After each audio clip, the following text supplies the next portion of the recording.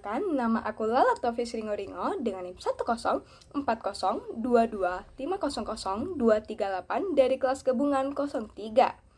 Pada video kali ini aku akan memaparkan materi yang ada pada khotbah dari minggu pertama hingga minggu ke-8 untuk tugas besar 1 pada mata kuliah Agama Kristen Protestan. Ibadah minggu pada minggu kedua dengan tema Call to Serve Even in Struggles pada Yohanes 12 ayat 24 hingga 26 dengan pembicaranya Bapak Kris Wirjatmoko STMT. Jika kita lihat pada Yohanes 12 ayat 24, Yesus mengatakan kalau sebutir gandum enggak jatuh dan mati, dia itu tetap satu biji. Tapi kalau dia mati, dia akan menghasilkan banyak buah. Maksudnya adalah, kadang itu kita harus mengorbankan diri, melepaskan ego, kenyamanan, atau keinginan pribadi, supaya sesuatu yang lebih besar itu bisa terjadi. Dan juga Tuhan menghargai orang yang sungguh-sungguh mengikut dia. Kayak bukan hanya kita itu berbicara doang, tapi kita juga harus melakukan. Nah, orang yang hanya mencintai hidupnya, yang kayak hanya fokusnya itu kayak pada diri sendiri, misalnya diri sendiri kayak rasa aman atau kepentingan pribadi. Nah, akhirnya itu dia akan kehilangan makna hidupnya. Namun, kalau misalnya ada sebaliknya, orang yang rela mengorbankan hidupnya bagi Tuhan, dia akan menemukan hidup yang sejati dan juga yang kekal. Oleh karena itu, siapapun yang ingin melayani Tuhan Yesus harus benar-benar mengikut dia, berjalan di jalan yang ia tempuh, kayak termasuk dengan kerendahan hati, pengorbanan badan, dan juga ketaatan. Dan Allah sendiri tuh juga kayak berjanji untuk menghargai serta memuliakan orang yang setia dan mengikut dan juga melayani Yesus dengan sungguh-sungguh. Sebagai contohnya itu dengan mengikuti pelayanan di gereja dengan ikhlas dan hati yang tulus. Kayak bukan hanya sekedar itu untuk kewajiban saja, untuk mengikuti muda-mudi itu salah. Nah, pada ayat ini, Yohanes 12 ayat 24-26 ini mengajarkan bahwa pertumbuhan dan dampak besar itu terjadi ketika kita mau berkorban, meninggalkan ego dan juga hidup untuk tujuan yang lebih mulia. Seperti benih yang memberi dirinya, kita juga akan menghasilkan buah ketika kita mau melayani dan juga memberi. Ibadah minggu pada minggu ketiga dengan tema Walking in God's Plan pada Yeremia 29 ayat 11 dengan pembicaranya Bapak Tinson Parlindungan Sitompul STMM. Pada Yeremia 29 ayat 11 itu menjelaskan bahwa Tuhan punya rencana yang baik, penuh harapan bukan keburukan. Tuhan itu tahu apa yang sedang terjadi dan punya tujuan untuk semuanya. Saat kadang kita terasa buruk, itu bukan akhir. Tuhan itu sudah memimpin ke sesuatu yang lebih baik. Tuhan bukan cuma lihat dari hari ini, tetapi juga dari masa depan kita. Pengalaman pribadi saya, contohnya itu ketika saya gagal masuk ke perguruan tinggi negeri. Saya sudah mencoba beberapa tes dari SNBP, SNBT, hingga mandiri di beberapa universitas lainnya. Namun tidak ada satupun yang lolos. Hal itu tentu saja sempat membuat saya kecewa dan juga bertanya-tanya pastinya, kayak kenapa sih saya gagal terus? Namun Tuhan menakdirkan aku untuk berkuliah di Telkom University, tempat perkuliahanku yang sekarang. Walaupun itu bukan universitas dan bukan jurusan yang aku inginkan, tapi aku yakin itu rencana Tuhan itu pasti lebih baik untuk diriku.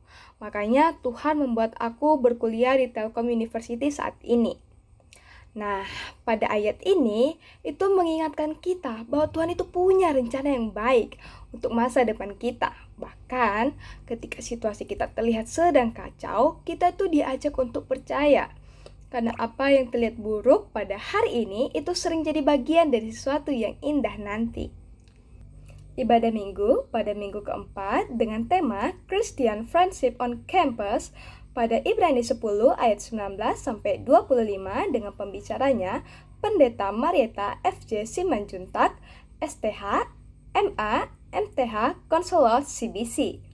Dari Ibrani 10 ayat 19 sampai 25 diajarkan bahwa pentingnya mendekat kepada Tuhan dengan keyakinan iman karena pengorbanan Yesus itu telah membuka jalan yang baru dan kita itu didorong untuk setia dalam persekutuan dan saling menguatkan dalam kasih dan perbuatan yang baik serta berpegang teguh pada pengharapan kita akan janji-janji Tuhan yang setia.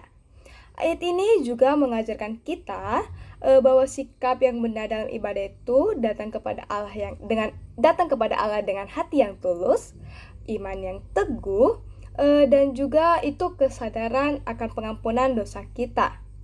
Nah, hati yang tulus itu mencerminkan ketulusan dan kejujuran di hadapan Allah. Itu tanpa kemunafikan atau motivasi yang tersembunyi. Iman yang teguh itu mengacu pada keyakinan yang tidak tergoyahkan akan janji-janji Allah, termasuk keselamatan dan pemeliharaannya.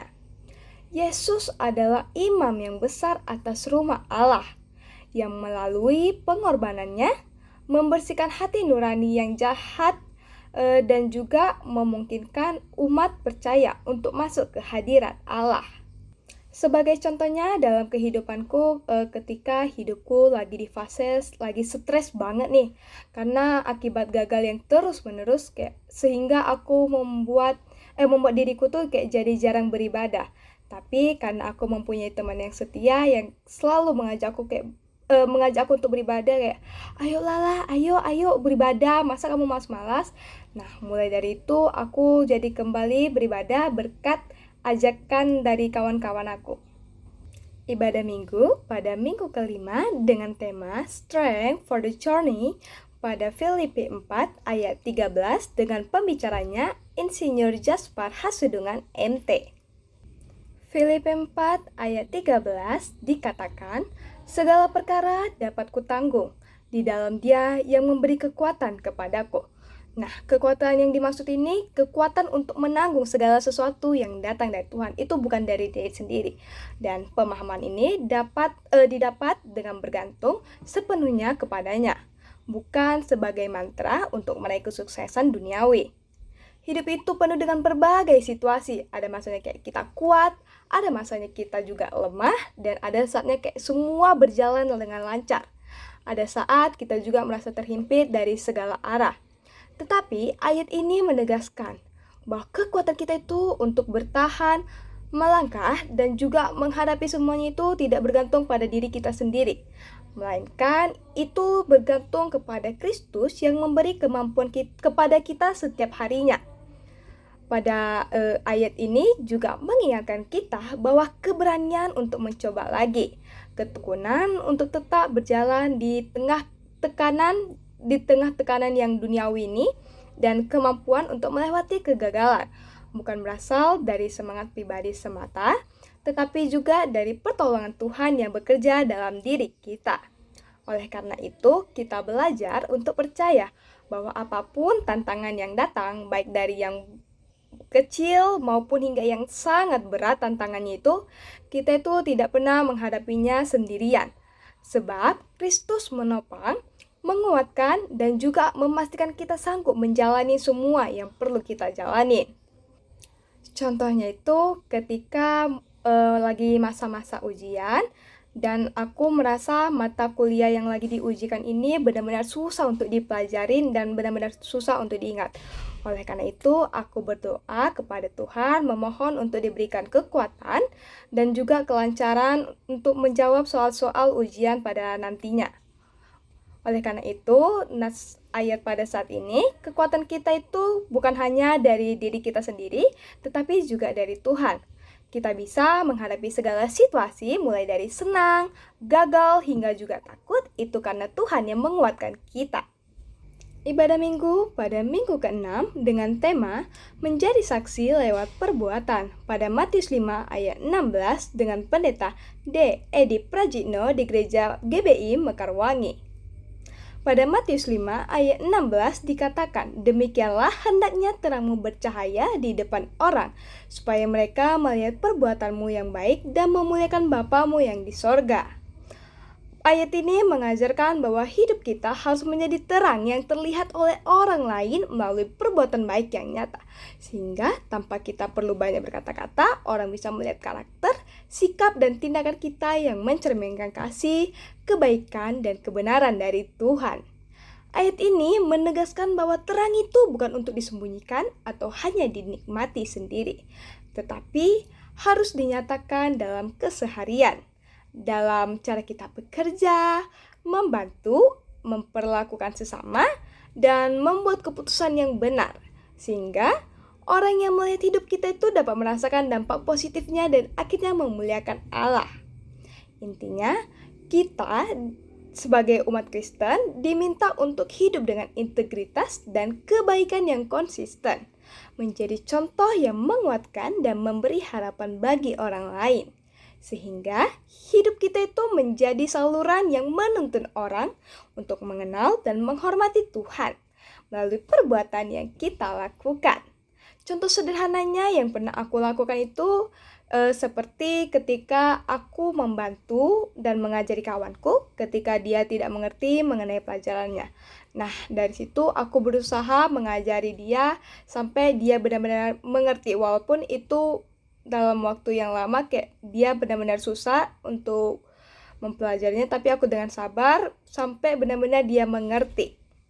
Ibadah minggu pada minggu ke-7 pada acara PMK Tes dengan ayat Roma 12 ayat 10.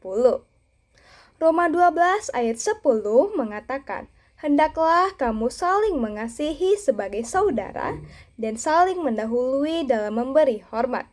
Hal ini mengajarkan kita sebagai umat Kristen harus saling mengasihi layaknya sebuah keluarga. Kita juga harus menghormati, tidak hanya kepada yang lebih tua, tetapi juga yang lebih muda dari kita juga harus dihormati. Ayat ini juga mengajarkan kita untuk tidak bertindak egois terhadap orang lain dan juga iri terhadap pencapaian orang lain. Bukan cuma baik kepada orang yang kita dulu, tapi kita juga harus memulai menjadi lebih baik kepada orang. Kita itu dipanggil untuk menghormati orang lain lebih daripada diri sendiri, yaitu menempatkan kebutuhan, perasaan, dan juga kepentingan mereka dengan sikap rendah hati tanpa ingin menjadi yang lebih menonjol, kayak lebih bisa terkenal gitu. Mengasihi dengan cara ini berarti kita rela mengalah, tidak mudah tersinggung, tidak merasa lebih penting, dan itu selalu berusaha membangun orang lain melalui sikap lembut dan penuh hormat. Sebagai contohnya, ketika lagi ada perselisihan karena ada konflik, aku akan meminta maaf duluan karena aku tahu kalau misalnya terjadi perselisihan, itu bukan cuma satu orang doang yang salah, aku juga pasti ada kesalahannya, walaupun aku nggak tahu gitu.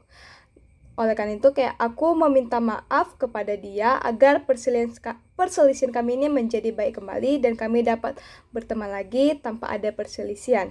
Oleh karena itu, jagalah persatuan dan kita harus saling mengasihi sebagai saudara. Ibadah minggu pada minggu ke-8 dengan tema "Janganlah kerajinanmu kendor, tetap tekun dan menyala bagi Tuhan", terdapat pada Roma 12 ayat 11. Dan pembicaranya PDM Dr. Rifosa Santosa. Roma 12 ayat 11 mengatakan, "Janganlah hendaknya kerajinanmu kendor, biarlah menyala-nyala dan layanilah Tuhan." Artinya, arti dari janganlah hendak kerajinan kendor, berarti itu kita harus tetap semangat melakukan sesuatu, tidak malas-malasan atau juga menunda-nunda pekerjaan. Biarlah rohmu menyala-nyala, itu mengartikan bahwa kita tuh harus punya hati yang penuh semangat, hidup dan antusias dalam melakukan hal-hal baik, dalam melakukan sesuatu ataupun melayani Tuhan. Pada ayat ini menekankan bahwa hidup rohani itu bukan sesuatu yang dilakukan asal-asalan atau hanya ketika kita sedang bersemangat, tetapi membutuhkan konsistensi, kedisiplinan, dan hati yang siap melayani kapan saja. Dengan kata lain, kita itu dipanggil untuk bekerja keras tetapi berapi-api dalam iman dan menyerahkan tenaga serta waktu kita itu kepada Tuhan dengan penuh sukacita dan kesungguhan. Nah, sebagai contohnya dalam kehidupan nyataku, itu ketika kayak terlalu banyak tugas dan itu membuat aku kayak jadi bingung gitu buat mengerjakan apa, dan akhirnya aku jadi menunda pekerjaanku semuanya. Nah, kemudian aku sadar nih kayak pentingnya mengerjakan tugas, dan itu jadi membuat aku kembali mengerjakan tugasku dan menyelesaikannya dengan tepat waktu. Nah, oleh karena itu, ayat ini mengajarkan kita untuk tetap rajin, selalu bersemangat, dan tetap melayani Tuhan dalam hal-hal kecil maupun yang besar. Sekian penjelasan saya mengenai khotbah dari minggu pertama hingga minggu ke-8 dengan tugas besar 1 mata kuliah Pendidikan Agama Kristen. Terima kasih dan shalom.